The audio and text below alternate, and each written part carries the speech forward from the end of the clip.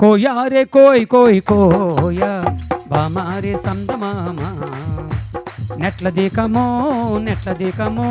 జాంజగు యేసు నెట్ల దీకమో మసిరిగాలు మంగరగాలు పింగరిగాలు జాంజగండ్రో మస్కోట్లు మంకాళ్ళు పింగుళ్ళు జాంజగండ్రో కుర్రో. క్రీస్తునందు ప్రియులారా, మన ప్రభువు లోకరక్షకుడైన యేసుక్రీస్తు పేరట అందరికీ నా హృదయపూర్వక ధన్యవాదాలు తెలియజేస్తున్నాను. ప్రియమైనటువంటి దేవుని వల్ల ఈ మధ్య కాలంలో ఒక పాట పాడటండి, అది అందరికీ మనకు తెలిసినటువంటి విషయమే. ఆ పాట ఏంటంటే ప్రియులారా, పోయాని పోయి అను పాట పాడి క్రైస్తవ సమాజంలో కానీ అదేవిధంగా బయట సమాజానికి కానీ ఒక కమిడియన్గా మారినట్టుగా మనం చూస్తాం. ప్రియమైనటువంటి దేవుని వల్ల బైబిల్లో ఒక మాట రాయబడింది, మీ వలననే అన్యజనుల మధ్య నా నామము దూషించబడుతున్నది అని దేవుడు ఒక లేఖనాలు సెలవిస్తున్న రీతిగా ఈరోజు మనం మాట్లాడుతున్న మాటల్ని బట్టి, మనం బోధిస్తున్న బోధల్ని బట్టి, మనం పాడుతున్న పాటల్ని బట్టి, మనం నడుస్తున్నటువంటి నడవడికని బట్టి క్రైస్తవ సమాజము నమ్మపడవడమే కాకుండా అన్యజనుల మధ్య దేవుని నామము దూషించబడుతుంది. ప్రియులారా, దేవుని నామానికి అవమానము కలుగుతుంది అని ప్రతి ఒక్కరు కూడా తెలుసుకోవాలి. నా మనసులో, నా హృదయంలో చాలా బాధ కలిగింది కనుకనే ఈరోజు ప్రియులారా సోషల్ మీడియా ముందుకు రావడం జరిగింది. ప్రియమైనటువంటి దేవుని వల్ల స్వరము బాగుంది కదని ఇష్టానుసారంగా మనం పాటలు పాడకూడదు. చేతికి పెన్న ఉంది కదా అని ఇష్టానుసారంగా మనం పాటలు రాయకూడదు. మనం పాడే ముందు కానీ రాసే ముందు కానీ అది వాక్యానుసారమైనదా కాదా అని ఆలోచించాలి. క్రైస్తవ సమాజానికి ఉపయోగపడాలి, బయట సమాజానికి ఉపయోగపడేటట్లుగా మనము పాటలు రాయాలి. పాటలు పాడగలిగినప్పుడు దేవునికి మహిమకరంగా ఉండడానికి అవకాశం ఉంటుంది. ప్రియమైనటువంటి దేవుని వల్ల పాటలు ఏ విధంగా పాడాలి, ఏ విధంగా పాటలు పాడితే దేవునికి మహిమకరంగా ఉంటుంది, మనకు ఆశీర్వాదకరంగా ఉంటుంది అని మనం ఆలోచించగలిగినప్పుడు దేవుడు పరిశుద్ధమైనటువంటి గ్రంథంలో అద్భుతమైనటువంటి మాటల్ని రాయించుకున్నాడు. నిర్గమకాండము 20వ అధ్యాయము 7వ వచనంలో ఈ విధంగా రాయబడి ఉన్నది, నీ దేవుడైన యెహోవా నామమును వ్యర్థముగా ఉచ్చరింపకూడదు. ప్రియమైనటువంటి దేవుని వల్ల ఈ మాటలు మనము చూడగలిగినప్పుడు చాలా మంచి మాటలు దేవుడు రాయించాడు. యెహోవా నామమును వ్యర్థంగా ఉచ్చరింపకూడదు, నోటికొచ్చినట్టుగా మాట్లాడకూడదు, నోటికొచ్చినట్టుగా పాటలు పాడకూడదు, మనకు నచ్చినట్టుగా మనము పాటలు పాడకూడదు. మనం పాటలు పాడుతూ ఉన్నామంటే అది దేవునికి మహిమకరంగా ఉండాలి, మనకు ఆశీర్వాదకరంగా ఉండాలి, దేవునికి స్తుతించే విధంగా ఉండాలి, దేవునికి ఘనపరిచే విధంగా ఉండాలి. అంతేగాని వీళ్ళ వ్యర్థంగా ఉచ్చరించి క్రైస్తవ సమాజంలో కానీ బయట సమాజానికి కానీ మనము కమిడియన్గా మారకూడదు. క్రైస్తవ సమాజాన్ని రోడ్డుపాలు చేయకూడదు. దేవుని నామాన్ని అవమానపరిచే విధంగా పాటలు పాడకూడదు, పాటలు రాయకూడదు. ప్రియులారా, మనము పాటలు పాడితే దేవునికి స్తుతించే విధంగా ఉండాలి, దేవునికి మహిమకరంగా ఉండాలి, దేవునికి ఘనపరిచే విధంగా ఉండాలి. మనందరికీ తెలుసు, పరలోకములు కోటాను కోట్ల దేవదూతలు ఉన్నాయి. పరలోకములు ఉన్న కోటాను కోట్ల దేవదూతలు పాడినప్పుడు వారి పాటలు దేవునికి మహిమకరంగా ఉన్నాయి, వారి పాటలు దేవునికి ఘనపరిచే విధంగా ఉన్నాయి. అలాంటప్పుడు దేవుని స్వరూపం, దేవుని పోలికలు పుట్టినటువంటి మనం పాడినప్పుడు దేవునికి ఘనపరిచే విధంగా ఉండాలి, స్తుతించే విధంగా ఉండాలి.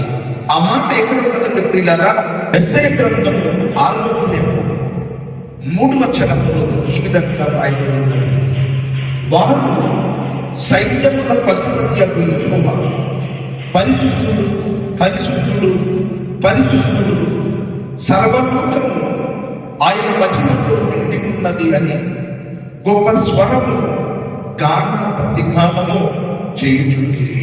ప్రియమైనటువంటి దేవుని వల్ల ఈ మాటను మనం జాగ్రత్తగా ఆలోచించగలిగినప్పుడు పరలోకములో కోటాను కోట్ల దేవదూతలు ఉన్నాయి. కోటాను కోట్ల దేవదూతలు దేవునికి ఏమని మహిమపరిచారు, దేవునికి ఏ విధంగా గణపరిచారు అని ఆలోచించగలిగినప్పుడు ప్రియులారా, పరిశుద్ధుడు పరిశుద్ధుడు పరిశుద్ధుడు అని గాన ప్రతిగానము చేసినట్లుగా మనం చూస్తున్నాం.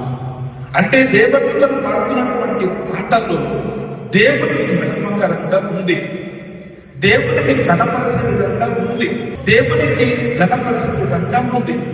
మరి ఈరోజు మనం పాడుతున్న పాటలు దేవునికి స్తుతించే విధంగా ఉన్నాయి, దేవునికి మహిమకరంగా ఉన్నాయి, దేవునికి ఘనపరిచే విధంగా ఉన్నాయి.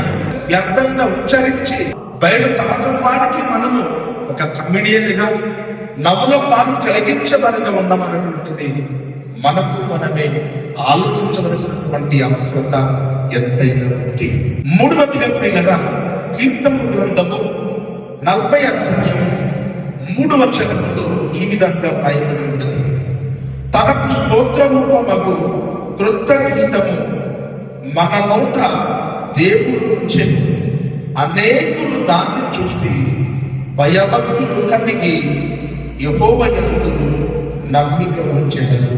ప్రియమైనటువంటి దేవుని వల్లరా మన నోట దేవుడు స్తోత్ర రూపమగు క్రొత్త పాటల్ని దేవుడు మన నోట ఉంచేటటువంటి స్తోత్ర రూపమగు క్రొత్త పాటలు దేవుడు మన నోట ఉంచినప్పుడు మనము పాడే పాటలు దేవునికి స్తోత్రం కలిగించే విధంగా ఉండాలి, అనగా స్తుతించే విధంగా ఉండాలి, గణపరిచే విధంగా ఉండాలి, భయము భక్తితో కూడినటువంటి పాటలుగా ఉండాలి. కానీ ప్రియమైనటువంటి దేవుని వల్ల వ్యర్థంగా మనము దేవుని పాటలను ఉచ్చరిస్తూ ఉన్నాం. క్రైస్తవ సమాజాన్ని అవమానం కలిగించే పాటలు ఈరోజు రాస్తున్నాము, పాడుతున్నాం. బయట వారు అనేక మంది ఈ పాటల్ని ట్రోలింగ్ చేసి ప్రియులారా, మరి వారికి నచ్చినట్టుగా ప్రియులారా ఆ పాటల్ని వాడుకుంటూ ఉన్నారు. దీని వలన క్రైస్తవ సమాజానికి అవమానం కలుగుతుంది. అందులో ప్రాముఖ్యంగా సృష్టికర్త అయినటువంటి దేవునికి అవమానము కలుగుతుంది అని ప్రతి ఒక్కరు కూడా తెలుసుకోవాలని ప్రభు పేరట మనం చేస్తున్నాం. మనము పాటలు పాడినప్పుడు ఏ విధంగా ఉండాలి అంటే, ఎవరైతే పాటలు వింటున్నారో మన పాటలు అవతల వ్యక్తిలో భయం భక్తి రావాలి అంటే, భయం కలిగించే విధంగా ఉండాలి. దేవుని యందు నమ్మకం ఉంచే వారి విధంగా మనము పాట పాడాలి అని దేవుని యొక్క లేఖనాలు సెలవిస్తున్నాయండి. ఈరోజు మనం పాడుతున్న పాటల్లో మంచి భావం ఉందా? ఈ రోజు మనం పాడుతున్న పాటలు మంచి అర్థవంతంగా ఉందా? ఈ రోజు మనం పాడుతున్న పాటల్లో వాక్యానుసారంగా ఉందా? ఈ రోజు మనం పాడుతున్న పాటల్లో సత్యవాక్యానికి అనుకూలంగా ఉందా లేదా అని ప్రతి ఒక్కరు కూడా తెలుసుకోవాలి. నువ్వు పాడినప్పుడు కానీ అవతల వ్యక్తిలో భయం కలిగించే విధంగా ఉండాలి. దేవుని యందు నమ్మిక ఉంచే విధంగా పాడాలి అని దేవుని లేఖనాలు సెలవిస్తున్నాయి.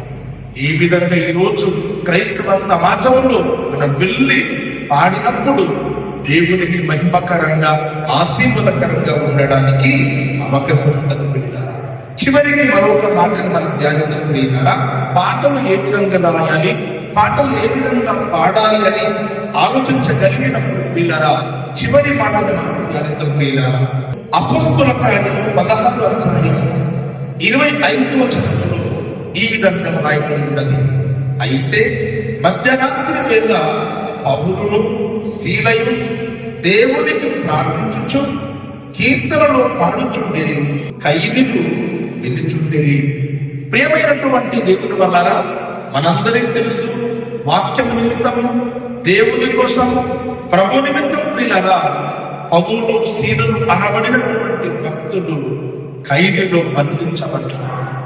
ఖైదులో బంధించబడినటువంటి పౌలు శీలలు మధ్యరాత్రి వేళ దేవునికి ప్రార్థన చేస్తూ ఉన్నారు. ప్రార్థన చేయడమే కాకుండా ప్రియులారా దేవుని పాటలు పాడుతూ ఉన్నారు. ఎప్పుడైతే వారు దేవునికి ప్రార్థిస్తూ ఉన్నారో, ఎప్పుడైతే వాళ్ళు పాటలు పాడుతూ ఉన్నారో, జైల్లో ఉన్నటువంటి ఖైదులు వీరిద్దరు పాడుతున్నటువంటి పాటల్ని వింటున్నట్లుగా మనము బైబిల్ గ్రంథంలో చూస్తాం. ప్రియులారా, ప్రియమైనటువంటి దేవుని వల్ల తర్వాత ఏం జరిగింది తెలుసండి? ఖైదులందరూ కూడా మారిపోయారండి. ఖైదులందరూ కూడా మారిపోయారండి.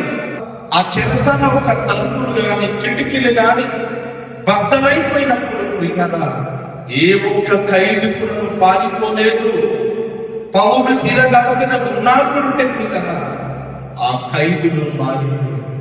ఆ ఖైదులు మారిపోవడానికి గల కారణం ఏంటంటే ప్రియులారా, పౌలు గారు శీల గారు పాడిన పాటల్లో అర్థం ఉంది. వారు పాడిన పాటల్లో మంచి భావం ఉంది. ఎంత గొప్ప దొంగలైనా మారిపోయే శక్తివంతమైన అర్థవంతమైనటువంటి పాటలు పౌలు శీలలు పాడగలిగినారు గనుకనే ఖైదులు మారిపోయినారా. ప్రియమైనటువంటి దేవుని వల్ల యెహోవా నామమును వ్యర్థంగా ఉచ్చరింపకూడదు.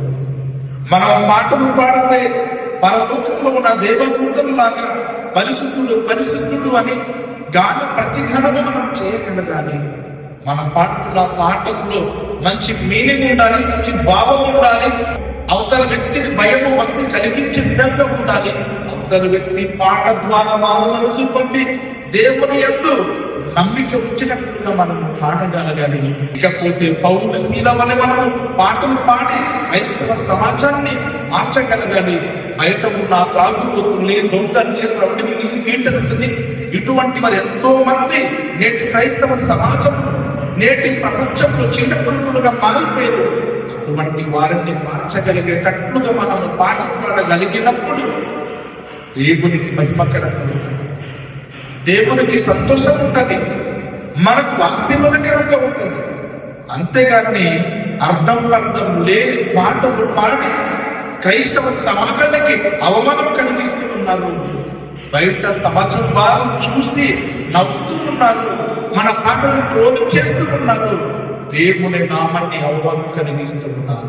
కనుక ప్రియమైనటువంటి దేవుని వల్ల ఈ విధంగా మనం ఉండకూడదు అని, దేవునికి మహిమ కలిగించే పాటలు పాడాలి అని, మంచి అర్థవంతంగా ఉండాలని కోరు ఈ కొద్ది మాటలు చెప్పి ముగిస్తాను. దేవుడు మీకు మీ కుటుంబంలో ఉన్నతంగా దీవించుగాక.